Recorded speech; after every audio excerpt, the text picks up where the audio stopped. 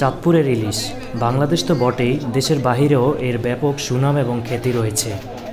এই ভিডিওর মাধ্যমে আপনাদের সাথে সরাসরি সংযুক্ত হয়েছি চাঁদপুরের ইলিশ ঘাট থেকে।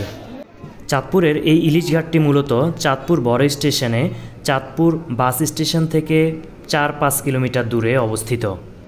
চাঁদপুরে বাড়ি হওয়ার কারণে কারোর সাথে কথা হলে চাঁদপুর বাড়ি বলার সাথে সাথেই ইলিশের কথা চলে আসে।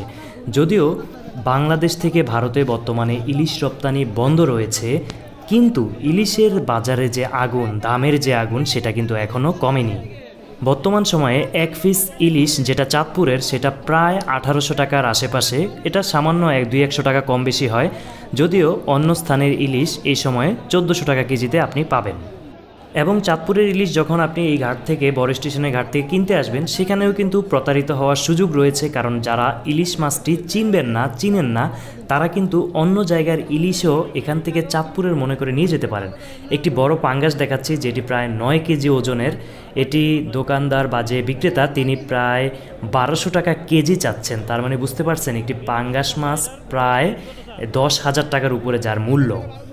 যাই হোক, পাঙ্গাসের কথা না বলে ইলিশের কথা বলি, কারণ আপনারা ইলিশের কথাই শুনতে চাচ্ছেন। এই ইলিশ 1 কেজি সেগুলোর দাম তো আমি বললাম, পাশাপাশি 1.5 কেজি ওজনের যখন যাবেন, তখন অবশ্যই 2100 থেকে এটার দাম বাড়তে থাকবে, বা কিছু কিছু ক্ষেত্রে কম বেশি হতে পারে। যেহেতু এটি একটি কাঁচামালের মতো, এটার দাম কিন্তু সবসময় একরকম থাকে না। পাশাপাশি 800-700 গ্রামের সেগুলো আপনার 1200 থেকে 1400 টাকা চাঁদপুরেরটা, এবং এভাবেই ধারাবাহিকভাবে কমতে থাকে। দেখুন, মাছ ব্যবসায়ী লেজের অংশটা দেখিয়েছে, সেটা দিয়ে সে বোঝানোর চেষ্টা করছে এই অংশটি যদি পিচ্ছিল হয়, তার মানে এই মাছটি হচ্ছে একেবারে তাজা, যেটা নদী থেকে কিছুক্ষণ আগে উঠানো হয়েছে। এবং তাজা যে মাছের শরীরে একটা পিচ্ছিল ভাব থাকে, সেটা অবশ্যই লেজের অংশে থাকে। এছাড়াও মাছটি যখন তাজা থাকে তখন কিছুটা কালো বর্ণের থাকে, এবং সময়ের সাথে সাথে যখন ফ্রিজিং করা হয়, বরফ দেওয়া হয়, এটার মাঝখানে একটি লাল অংশ রেশের মতো চলে আসে, যেটা দেখেও আপনি বুঝতে সক্ষম হবেন। পাশাপাশি চোখটি সতেজ থাকে, এবং অন্য সময় যখন তাজা থাকে আর যখন ফ্রিজিং করা হয়, তখন চোখটি একেবারে মৃতর মতো হয়ে যায় এবং অন্য একটি আবরণ চলে আসে। তবে ম্যাক্সিমাম মাছই বরফ দেয়া থাকে, কিছু কিছু মাছ একেবারে সতেজ পাবেন আপনি। পুরো বাজারের চিত্রটিও আপনাদেরকে দেখিয়েছি। যদিও এটি ইলিশ ঘাট, এই যে ঘাটের অংশটি আপনাদেরকে দেখাচ্ছি, এই দিক দিয়েই কিন্তু নৌকায় করে ইলিশগুলো চলে আসে বাজারের দিকে। ইলিশের মৌসুমে এখানে ব্যাপক জনসমাগম থাকে এবং মানুষের আনাগোনা অনেক বেশি থাকে। শুধু চাঁদপুর নয়, বাংলাদেশের প্রায় 64 জেলা থেকেই বিভিন্ন সময় বিভিন্ন মানুষ, বন্ধুবান্ধব, তারা ইলিশ খেতে এবং ইলিশ নিতে এখানে চলে আসে। এই যে দেখুন, ইলিশ মাছ প্যাকিং করছে। এভাবে প্যাকিং করে কিন্তু দেশের বিভিন্ন জেলায় পাঠানো হয়, পাশাপাশি দেশের বাহিরে পাঠানোর ব্যবস্থাও রয়েছে। তবে বর্তমান সময়ে অনেকেই সুনামের সাথে অনলাইনে ইলিশের ব্যবসাটি করছে, কিন্তু এর মধ্যে অসংখ্য প্রতারক রয়েছে, যারা এই মাছের দামগুলো বাজার দরের চেয়ে 500-700 টাকা কেজিতে কম বলে এবং মানুষকে প্রতারিত করে টাকা নিয়ে যায়, হাতিয়ে নিয়ে যায় 500-1000 বা আরও বেশি টাকা। এজন্য অলরেডি নিউজ চ্যানেলেও বিভিন্ন ধরনের তথ্য উপস্থাপন করা হয়েছে। বিশ্বস্ত কোনো সোর্স ছাড়া আপনি অনলাইনের মাধ্যমে ইলিশ সংগ্রহ করবেন না। অবশ্যই যারা বিশ্বস্ত, সেখান থেকে আপনি ইলিশ সংগ্রহ করতে পারেন। পুরো আড়তের বিভিন্ন অংশটি আপনাদেরকে দেখাচ্ছি। প্রচুর ইলিশ মাছ নিয়ে বিভিন্ন বিক্রেতা এখানে বসে আছে, তবে বিভিন্নভাবে বিক্রি হয়। অনেকে পুরো যে খাঁচিটি দেখতে পাচ্ছেন, এইটার সবগুলো একসাথে সে বিক্রি করবে। অনেকে আছে ভেঙে ভেঙে 2-1 পিস করে বিক্রি করবে।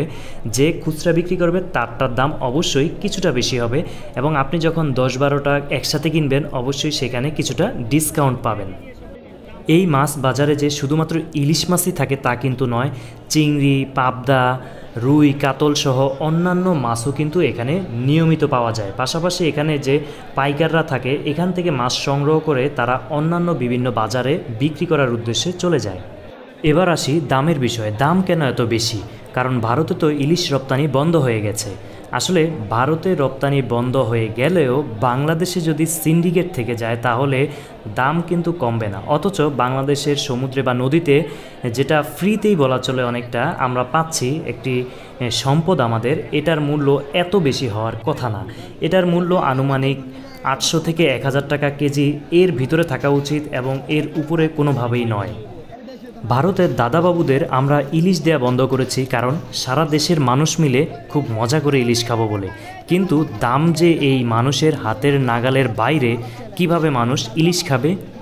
ইলিশ ঘাটে এসে দেখা যায় প্রচুর নামি দামি ব্র্যান্ডের গাড়ি এসে অপেক্ষা করছে ইলিশ মাছ নেওয়ার জন্য। তার মানে সারা দেশ থেকে ধনী ব্যক্তিদের গাড়ি চলে আসে ইলিশ সংগ্রহের জন্য। আর এই অবস্থায় যখন ইলিশের দাম নাগালের বাইরে চলে যায়, সাধারণ মানুষ কিভাবে খাবে ইলিশ? সাধারণ মানুষের চাওয়া ইলিশ মাছের সাথে সংশ্লিষ্ট এই সিন্ডিকেট ভেঙে চাঁদপুরের এই বিখ্যাত এবং জনপ্রিয় এই খাবারটি সারা দেশের মানুষ যাতে খুব সহজে অল্প দামে সুলভ মূল্যে পেতে পারে, সে ব্যবস্থাটি আশা করি সংশ্লিষ্ট কর্তৃপক্ষ নেবে এবং তাদের দৃষ্টিতে ভিডিওটি আসলে তারা অবশ্যই গুরুত্ব সহকারে বিষয়টি বিবেচনা করবে। এই ভিডিওতে ইলিশের যে দামটি বলেছি, অবশ্যই এই দামটি কিন্তু সবসময় এরকম থাকে না। প্রতিদিন নতুন নতুন দাম আসে। এটা 50 টাকা, 100 টাকা, 500 টাকা, 300 টাকা কম বেশি হতে পারে। তো এটা বাজার দর সময়ের সাথে সাথে পরিবর্তনশীল, তাই এই দামটি আপনারা নির্ধারিত মনে করবেন না। চাঁদপুরের ইলিশ সংক্রান্ত কোনো প্রশ্ন বা কোনো জিজ্ঞাসা অথবা এই ভিডিও সংক্রান্ত কোনো তথ্য বা অন্য কোনো বিষয় যদি আপনি জানতে চান, অবশ্যই কমেন্ট করে জানাতে পারেন। ভিডিওটি বেশি বেশি শেয়ার করতে পারেন যাতে সংশ্লিষ্ট কর্তৃপক্ষের নজরে আসে এবং ইলিশের সাথে সংশ্লিষ্ট সিন্ডিকেটটি ভেঙে দেয়, সাধারণ মানুষ যাতে ইলিশ খেতে পারে। আশা করি তথ্যমূলক ভিডিও থেকে আপনারা উপকৃত হয়েছেন। এই ধরনের নিত্য নতুন তথ্যবহুল ভিডিও নিয়মিত পেতে আমাদের চ্যানেলটি ইউটিউবে সাবস্ক্রাইব করুন এবং ফেসবুকে ফলো করুন। ভিডিওটি বেশি বেশি শেয়ার করার অনুরোধ রইল। আল্লাহ হাফেজ।